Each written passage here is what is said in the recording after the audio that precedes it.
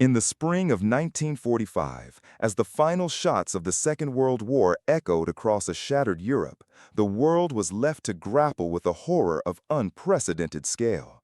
The fall of the Third Reich did not bring silence. It revealed a symphony of evil, the full orchestration of which was only just beginning to be understood.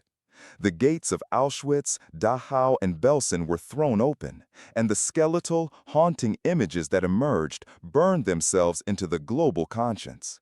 A promise was made, forged in the ruins and the mass graves. This would not go unpunished.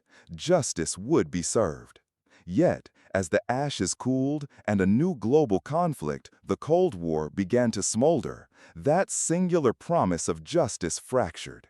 It diverged, following two starkly different paths on opposite sides of the Atlantic. In Germany, a nation would be forced into a long, agonizing, and public confrontation with the monsters it had created. In America, the land of the victors, many of those same monsters would be given a quiet sanctuary, their skills deemed more valuable than their crimes. This is the story of that great divergence. It is a tale of two reckonings, one of courtroom dramas and national soul-searching, the other of clandestine operations and decades of willful blindness. It is the story of how one nation, however imperfectly, sought to prostitute its past, while the other, in the name of the future, chose to import it. To understand this schism, we must first return to the ground zero of accountability, the German city of Nuremberg. Once the stage for the Nazi Party's most grandiose rallies, a city of torchlight parades and roaring crowds, it was now a landscape of rubble. It was here, in the largely intact Palace of Justice, that the victorious Allied powers, the United States, Great Britain, France, and the Soviet Union, would stage the trial of the century. On November 20, 1945, the International Military Tribunal, or IMT, convened. The goal was monumental, to hold the highest-ranking surviving leaders of Nazi Germany accountable not just for traditional war crimes, but for newly defined offenses, crimes against peace, and, most profoundly, crimes against humanity. This was not to be a victor's vengeance, but a new form of international law put into practice, a precedent for the ages. In the dock sat 22 of the Reich's most infamous figures. There was Hermann Göring, the bombastic head of the Luftwaffe and Hitler's designated successor, who seemed to relish the legal jousting. There was Rudolf Hess, the former deputy Führer, whose erratic behavior and claims of amnesia made him a bizarre spectacle. There was Albert Speer, the architect of the Reich, who presented a carefully crafted image of the good Nazi, the apolitical technocrat who was merely following orders. The prosecution, led by U.S. Supreme Court Justice Robert H. Jackson, did not rely on rhetoric alone. They wielded a weapon the Nazis themselves had forged, their own meticulous bureaucracy. The Allies had captured millions of pages of German documents, orders, memos, minutes of meetings that created an undeniable paper trail of complicity and command. Forensic document analysis became a cornerstone of the trial, linking the men in the dock directly to the policies of persecution, invasion, and mass murder. But the most damning evidence was not on paper. The prosecution presented films taken by Allied soldiers during the liberation of the concentration camps. For the first time, the court and the world was forced to bear witness. The skeletal survivors, the bulldozers pushing mountains of emaciated corpses into mass graves. In the courtroom, the lights dimmed, the projector whirred to life, and the defendants were forced to confront the direct visual result of their ideology. Some, like Göring, watched with detached arrogance. Others wept or refused to look at the screen. The images were so powerful, so irrefutable, that they transcended legal argument. For nearly a year, the trial unfolded. On October 1, 1946, the verdicts were delivered. 12 were sentenced to death by hanging, including Göring, who would cheat the hangman by swallowing a cyanide capsule just hours before his scheduled execution. 7 received prison sentences, ranging from 10 years to life. 3 were controversially acquitted. The IMT was a landmark achievement, establishing that to initiate a war of aggression is not only an international crime, it is the supreme international crime. But it was only the beginning of the legal process in Germany. It was the trial of the architects, but what of the builders, the foremen, the guards, the doctors, the judges, who had all played their part in the machinery of the state? Following the main IMT, the United States took the lead, holding 12 subsequent trials in Nuremberg between 1946 and 1949. These were not for the household names of the Reich, but for the professional classes who had enabled the regime. The doctor's trial prosecuted 23 physicians for their role in sadistic human experiments and the euthanasia program. The judge's trial held 16 members of the Nazi judicial system accountable for twisting the law into an instrument of terror. The Einsatzgruppen trial prosecuted 24 leaders of the mobile killing squads that had murdered over 1 million people, mostly Jews, in Eastern Europe. These subsequent trials were crucial. They demonstrated that guilt was not confined to the very top of the pyramid. They prosecuted 177 high-ranking officials, securing 142 convictions and 25 death sentences. They delved into the specifics of how an entire state apparatus, from its military to its industry to its legal system, could be co-opted for criminal ends. They showed that following orders was not a blanket defense when those orders were manifestly illegal and inhumane.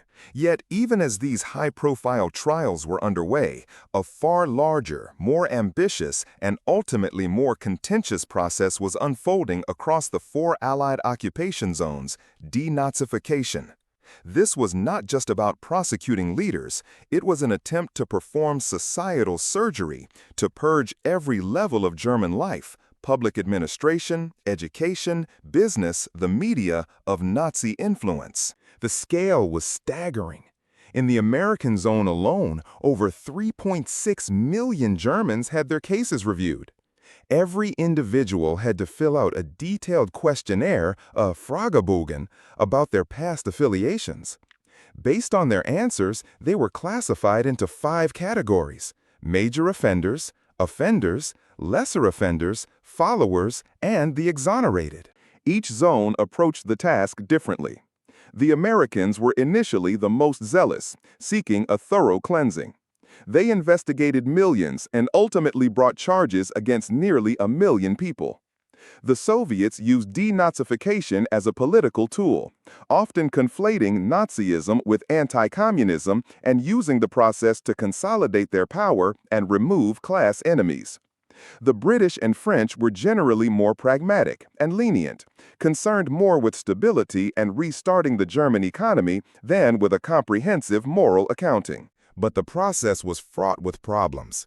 It was bureaucratic, inconsistent, and susceptible to corruption. Germans quickly learned how to game the system, obtaining so-called Persilscheine, literally Persil tickets, named after a laundry detergent, which were statements from friends, colleagues, or even clergy attesting to their good character and anti-Nazi sentiments. A small-time party member might face harsh punishment, while a well-connected industrialist who had used slave labor could be classified as a mere follower and be back in charge of his factory within a few years. As the 1940s drew to a close, a sense of denazification fatigue set in among the Allies. The sheer number of cases was overwhelming. More importantly, the geopolitical landscape had shifted dramatically. The new enemy was the Soviet Union, and a stable, economically viable West Germany was now seen as a crucial bulwark against communism. The priority shifted from punishment to reconstruction. Amnesties were passed. Millions of cases were dropped. By the early 1950s, the denazification program was effectively over. It had succeeded in removing the most egregious offenders from public life, but it had failed in its grander ambition. A vast number of former Nazis, particularly those in the lesser offender and follower categories, were allowed to quietly reintegrate into society. They became civil servants, teachers, police officers, and businessmen.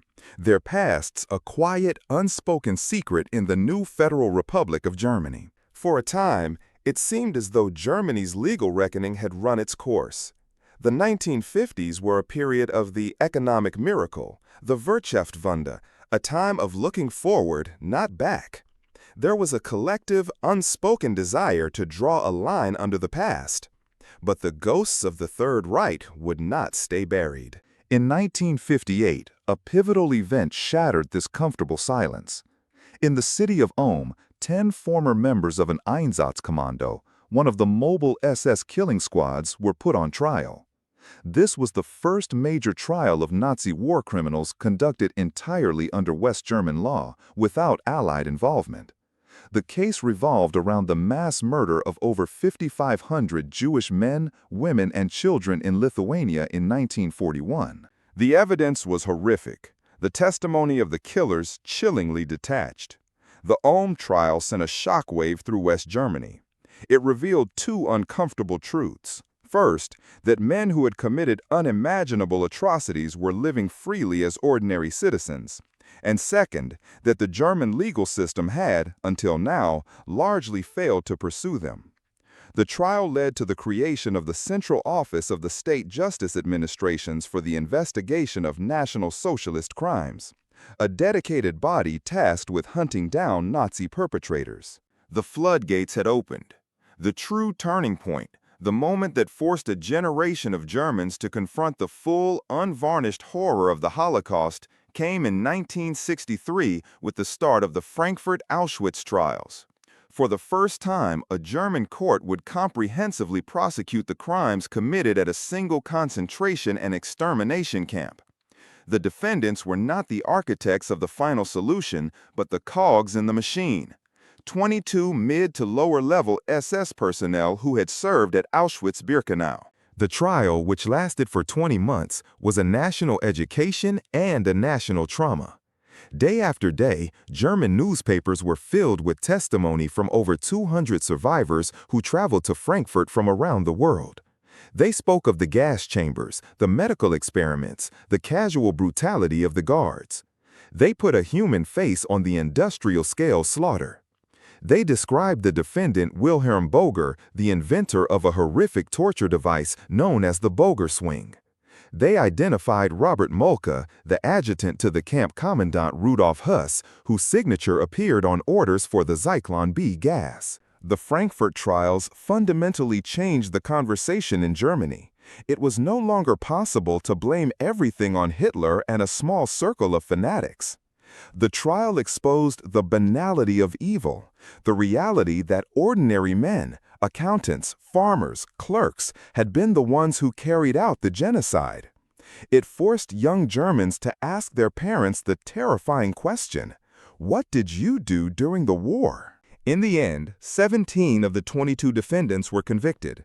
The sentences were criticized by many as too lenient. Only 6 received life imprisonment. But the trial's significance went far beyond the verdicts. It signaled a commitment by the new German democracy to confront its own past, no matter how painful. And that commitment continued. Over the subsequent decades, German courts held numerous other trials. There were the Sobibor trials, prosecuting guards from that extermination camp, like Karl Frenzel, who was sentenced to life in 1966. There was the Majdanek trial in Dusseldorf, which ran from 1975 to 1981, one of the longest and most expensive in German history. This pursuit of justice has not stopped. In the 21st century, German prosecutors have adapted their legal strategy. Realizing that it was nearly impossible to prove a specific act of murder for low-level guards now in their 90s, they began to argue that anyone who served at a death camp in any capacity was an accessory to murder. This led to the convictions of John Demjanjuk in 2011 for his service at Sobibor, Oscar Groening, the bookkeeper of Auschwitz, in 2015, and others. The trials continue, a testament to the principle that there is no statute of limitations on genocide. Germany's path was flawed, often slow, and the justice it delivered was imperfect. But it was a path of confrontation, a public and legal process of facing its own history. Across the ocean, a very different story was unfolding. As the war ended, America's strategic focus shifted with breathtaking speed. The alliance of convenience with the Soviet Union fractured almost immediately. The new existential threat was not the ghost of Nazism, but the looming reality of global communism. A new war, a Cold War, was beginning. And in this new conflict, the enemy of my enemy could be a very useful friend. This stark geopolitical calculus would lead the United States government to make a series of deeply compromised decisions, sacrificing the demands of justice for the perceived necessities of national security. The most brazen and well-documented of these programs was Operation Paperclip. Even before the war was officially over, American military intelligence began identifying and targeting Germany's top scientists and engineers. The initial goal was to seize German technological secrets in rocketry, aerodynamics, medicine, and to prevent them from falling into Soviet hands. But it quickly evolved from exploitation to recruitment. Between 1945 and 1959, a secret program, eventually codenamed Paperclip, brought more than 1,600 German and Austrian scientists and their families to the United States. They were given new identities, security clearances, and prestigious jobs in the American military-industrial complex. They would become the bedrock of America's space program and its advanced weapons development.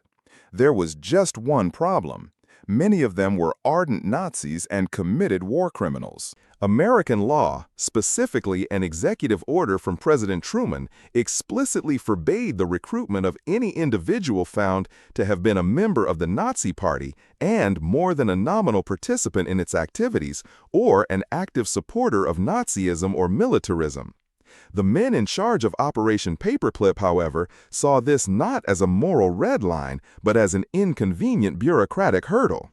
And so they began to systematically bleach the files of their prized recruits. Intelligence officers at the Joint Intelligence Objectives Agency, the group running the program, engaged in a deliberate campaign of deception.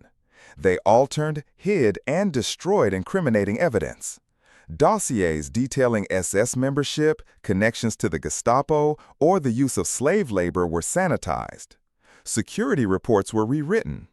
A man who had been classified as an ardent Nazi by one intelligence officer would have his file reevaluated by another and emerge as a harmless, apolitical technocrat who had been forced to join the party. They attached new, clean paper clips to these altered files, giving the operation its name.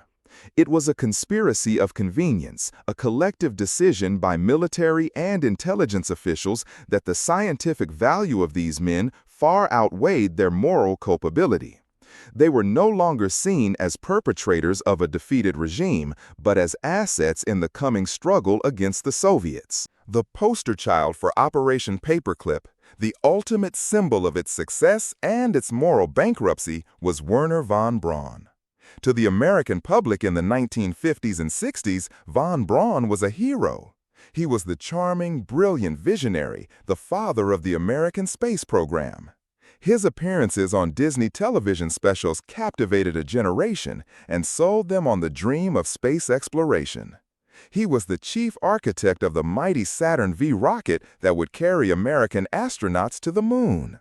He became a celebrated citizen, a national icon. But Wernher von Braun had another, much darker history. During the war, he was the technical director of the Peenemünde Army Research Center, where the V-2 rocket was developed. He was a member of the Nazi Party and, more damningly, a commissioned officer in the SS. The V-2 was Hitler's vengeance weapon, a terror weapon launched against civilian populations in London, Antwerp, and other cities. While the rockets themselves killed several thousand people, the process of building them was infinitely more lethal. As Allied bombing raids intensified, V-2 production was moved to a vast subterranean factory called the Mittelwerk, built inside a mountain near the Nordhausen concentration camp. The labor for this factory was provided by prisoners from the adjacent Mittelbau-Dora concentration camp. This was not just labor, it was slave labor in its most brutal form. Prisoners were forced to work around the clock in horrific conditions, blasting tunnels, hauling heavy equipment, and assembling rockets. They were starved, beaten, and executed for the slightest infraction. An estimated 20,000 prisoners died at Mittelbau-Dora, worked to death, starved to death, or murdered in the process of building von Braun's rockets. More people died building the V2 than were killed by it in combat. Werner von Braun was not a distant administrator. He was present at the Mittelwerk. He personally witnessed the subhuman conditions. He admitted in later interviews to walking through the factory, stepping over the bodies of the dead. He handpicked prisoners from Buchenwald for labor at his facilities. His defenders have long argued that he was a reluctant participant, a scientist trapped by the regime, forced to go along to protect his work and his life. But the evidence suggests a man who was, at the very least, a deeply willing and ambitious collaborator, a man who saw thousands of human beings sacrificed for his technological ambitions and did nothing.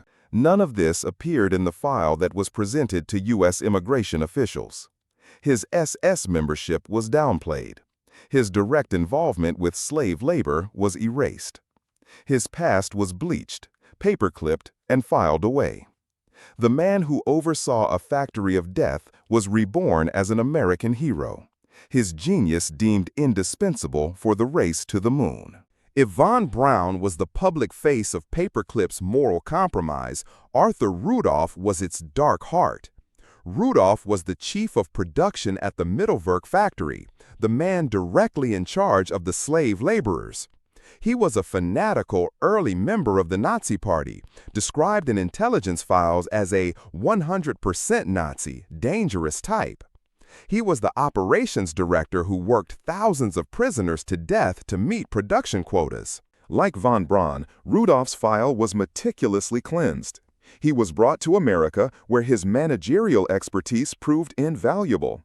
He became a senior NASA manager, the project director for the very Saturn V rocket that von Braun had designed. He was awarded NASA's highest honor, the Distinguished Service Medal.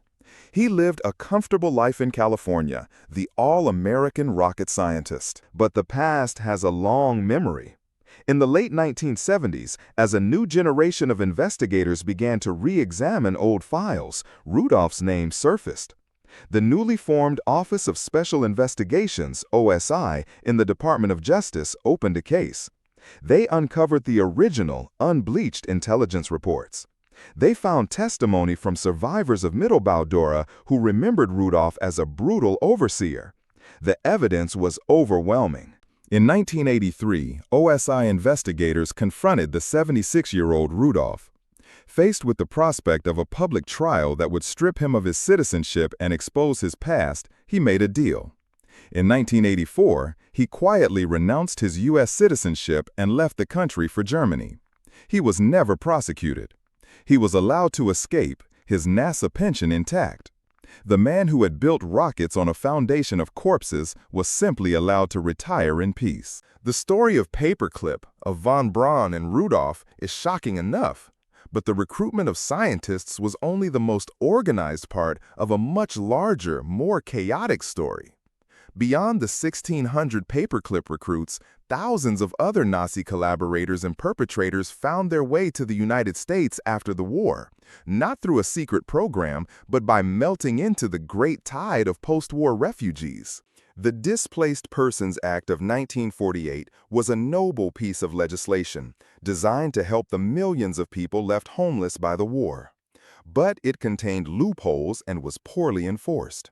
It became an escape route for thousands of men who had served the Nazi regime, not as German citizens, but as collaborators from Eastern and Central Europe. These were Latvians, Lithuanians, Ukrainians, and others who had willingly joined SS-led units, served as auxiliary police massacring their Jewish neighbors, or worked as guards at concentration and extermination camps. When the tide of war turned, they fled westward ahead of the advancing Red Army, fearing, often correctly, retribution from the Soviets. They ended up in displaced persons camps in Germany and Austria, where they simply lied. They claimed to be farmers, laborers, or anti-communist freedom fighters who had been persecuted by the Nazis. With Allied screening resources stretched thin and a primary focus on rooting out communists, their stories were often taken at face value. They received their visas and boarded ships for America. They settled in ethnic enclaves in cities like Chicago, Cleveland, and New York. They got jobs in factories, opened small businesses, and raised families. They became deacons in their churches and leaders in their community organizations.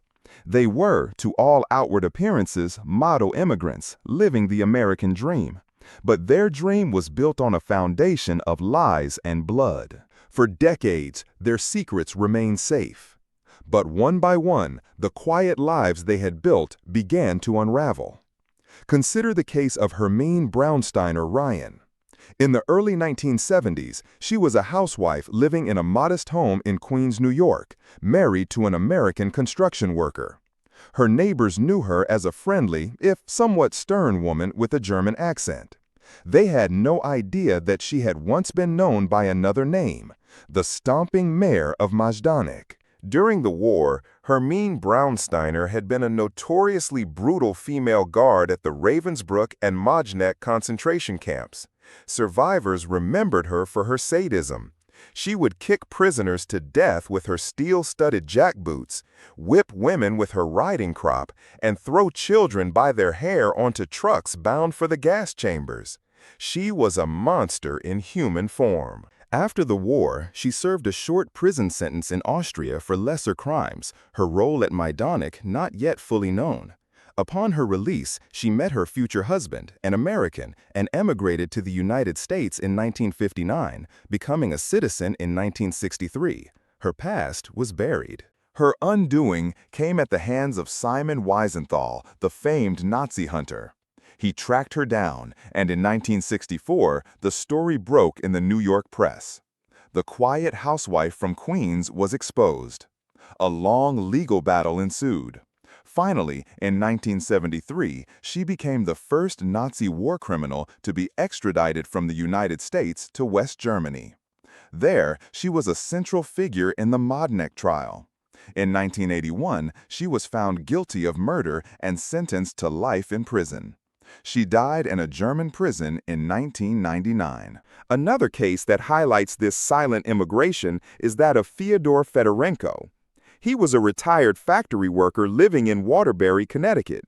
But during the war, he had been a Ukrainian guard, trained by the SS at the Troniki camp and stationed at the Treblinka extermination camp in Poland. At Treblinka, his job was to herd thousands of his fellow Ukrainians, Jews, from the transport trains into the gas chambers. Survivors testified that he was a cruel and active participant in the process. Fedorenko had entered the U.S. in 1949 under the Displaced Persons Act, claiming he had been a forced laborer. His past caught up with him in the 1970s. After a protracted legal fight, his U.S. citizenship was revoked in 1981.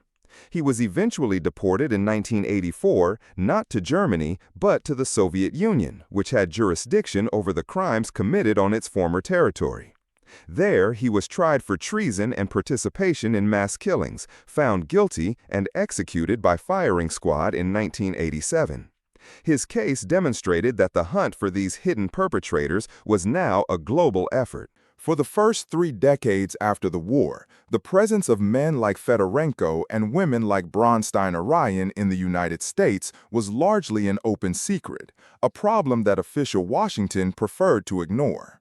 The Immigration and Naturalization Service, INS, had a list of suspected war criminals, but lacked the resources, the expertise, and frankly, the political will to pursue them effectively. It took a confluence of events in the 1970s to finally force an awakening. The story of Hermine Braunsteiner Ryan in Queens raised public awareness. Congresswoman Elizabeth Holtzman of New York became a relentless advocate, holding hearings and demanding action. Investigative journalists began digging into Operation Paperclip and the exploitation of the Displaced Persons Act. The evidence mounted that the United States had become, either by design or by negligence, a sanctuary for hundreds, perhaps thousands, of Nazi perpetrators. This growing pressure culminated in a landmark decision. In 1979, the Department of Justice established a new, specialized unit with a singular mission: to identify, investigate, and take legal action to remove Nazi war criminals from the United States. It was called the Office of Special Investigations, the OSI. The OSI faced a unique and daunting challenge. Due to constitutional prohibitions against ex post facto laws, it could not prosecute these individuals for the war crimes they had committed decades earlier in Europe. The murders and atrocities were outside U.S. legal jurisdiction. Instead, the OSI had to pursue a different legal strategy. They would build civil cases, not criminal ones. The goal was not to imprison them in America, but to strip them of the citizenship they had obtained fraudulently and then deport them to a country that could and would prosecute them. The charge was immigration fraud. The OSI's lawyers had to prove that when these individuals applied for their U.S. visas, they had lied about their wartime activities, concealing their service in SS units or as concentration camp guards. Had they told the truth, they would have been legally barred from entering the country. Therefore, their citizenship was illegally procured and could be revoked. This turned the OSI's lawyers and historians into a team of meticulous, desk-bound detectives. Their work was not chasing fugitives through the streets, but embarking on painstaking journeys through time and paper. They traveled to the newly opened archives of the Soviet Union and Eastern Bloc countries, sifting through millions of dusty, decaying documents, SS rosters, guard assignment sheets, payroll records. They looked for a name, a signature, a date of birth that would link a retired auto worker in Ohio to a guard post at an extermination camp in Poland. They also had to find living witnesses. They traveled the globe, to Israel, Australia, and South America to find elderly survivors who could identify their former tormentors from old photographs. It was a race against time, as both the perpetrators and their victims were reaching the end of their lives.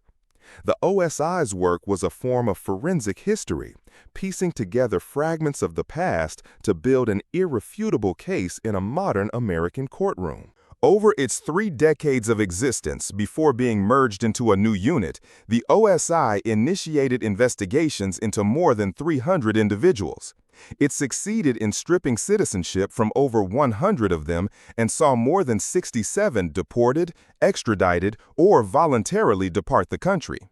Its work was a testament to persistence, a declaration that even after 40, 50, or 60 years, a measure of accountability was still possible. Of all the cases the OSI pursued, none was longer, more complex, or more emblematic of the challenges of belated justice than the marathon legal battle of John Demjanjuk.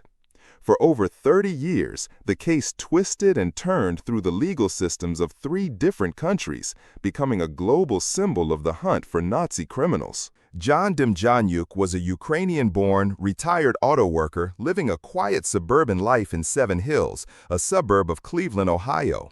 In the mid-1970s, his name appeared on a list of suspected war criminals provided to U.S. authorities. The OSI launched an investigation, and what they found was explosive. They located several survivors of the Treblinka death camp who, when shown a photo of Demjanjuk, identified him as a notoriously sadistic guard they knew only by the terrifying moniker Ivan the Terrible. Ivan the Terrible was a legend of cruelty even in a place like Treblinka. He was said to have operated the diesel engines that fed carbon monoxide into the gas chambers and to have taken sadistic pleasure in torturing victims with a sword, a whip, and pipes before they were murdered. The testimony was powerful. In 1981, the OSI succeeded in revoking Demjanjuk's citizenship. In 1986, he was extradited to Israel to stand trial for genocide. It was one of the most high-profile war crimes trials since Nuremberg. The trial in Jerusalem was a national spectacle. Survivors gave harrowing testimony, pointing at Demjanjuk in the courtroom and identifying him as the monster from their past. In 1988, he was found guilty and sentenced to death. But Demjanjuk and his family always maintained his innocence, claiming he was a victim of mistaken identity. His defense team argued he was a Red Army soldier who had been captured by the Germans and spent the war as a prisoner. Then came a stunning reversal. After the fall of the Berlin Wall, archives in the former Soviet Union opened up. Demjanjuk's defense team uncovered evidence that had been previously unavailable, specifically testimony from other former Treblinka guards who identified a different man, Ivan Marchenko, as Ivan the Terrible. The new evidence was strong enough to create reasonable doubt. In 1993, the Israeli Supreme Court, in a remarkable decision, overturned Demjanjuk's conviction. He was a free man. He returned to the United States, and in 1998, his U.S. citizenship was restored. It seemed the case was over, but the OSI was not finished. They believed that even if Demjanjuk wasn't Ivan the Terrible of Treblinka, he was still a Nazi collaborator who had lied to get into the country. Their investigators went back to the archives. This time, they found a different piece of evidence, a Nazi-issued identity card with Demjanjuk's name, photograph, and date of birth, identifying him as a guard trained at the Troniki SS camp and assigned to the Sobibor extermination camp and later to Majdanek and Flossenburg. The OSI now had what they believed was irrefutable documentary proof of his service in the machinery of the Holocaust. They launched a new legal proceeding. In 2002, his citizenship was revoked for a second time. After years of further appeals, in 2009, the now 89-year-old and frail Demjanjuk was deported from his home in Cleveland, this time to Germany. German prosecutors, using their new legal theory of accessory to murder, charged him for his role as a guard at Sobibor. They argued that by serving as a guard, by pushing Jews towards the gas chambers, he was an accessory to the 28,060 murders that occurred there during his time of service. In 2011, a court in Munich found him guilty and sentenced him to 5 years in prison. It was a landmark verdict, establishing the precedent that being a cog in the death machine was sufficient for a murder conviction. John Demjanjuk died in a German nursing home in 2012 while his appeal was pending. To his last breath, he maintained he was a victim of mistaken identity. The Demjanjuk saga, with all its twists, its uncertainties, and its ultimate conviction on different grounds, encapsulates the profound difficulty and the moral necessity of the OSI's 4-decade-long quest. When we place these two stories side by side, Germany's and America's, the contrast is as stark as it is unsettling. In Germany, we see a nation compelled by the world and eventually by its own conscience to engage in a continuous, public, and painful legal process. From the Allied-led spectacle of Nuremberg to the German-led introspection of the Frankfurt Trials, the pursuit of justice was a central, if often fraught, part of its post-war identity. The process was deeply flawed. Many perpetrators escaped. Sentences were often too lenient, and for decades, society preferred a comfortable silence. But the legal machinery never fully stopped. It ground on, decade after decade, a persistent public acknowledgement of the nation's ultimate responsibility. In the United States, we see a story of priorities. The priority of defeating Nazism was almost instantaneously replaced by the priority of defeating communism. This Cold War calculus justified a series of Faustian bargains. Justice for past crimes was deemed less important than gaining a strategic advantage for a future conflict. This led to the active, deliberate recruitment and protection of war criminals through programs like Operation Paperclip, a state-sponsored campaign of historical bleaching.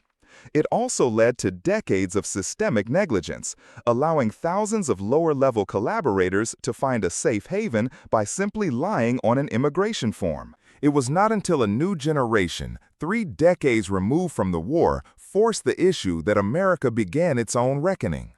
The work of the OSI was a noble and necessary corrective. It was a remarkable effort to achieve some measure of justice, to uphold the principle that the United States should not be a sanctuary for the perpetrators of genocide. But it was, by its very nature, a belated and incomplete effort. For every criminal the OSI identified and removed, how many others lived out their lives in peace, taking their secrets to the grave? For every Werner von Braun whose dark past was eventually scrutinized, how many other paperclip scientists were never held to account? This divided legacy leaves us with profound and uncomfortable questions. What is the true nature of justice? Is it a universal absolute, or is it a commodity to be traded for national security? The German experience suggests that a true confrontation with a nation's darkest history must be a public, legal, and generational process. The American experience serves as a cautionary tale, a stark reminder of how easily the moral clarity of victory can be clouded by the strategic anxieties of the present. The shadows of the Third Reich stretched far beyond the borders of Germany, and in the quiet suburbs of America, they found a place to rest, undisturbed, for far too long. The hunt for them, in courtrooms and in archives, is a testament to the idea that, while justice can be delayed and divided, the demand for it need never expire.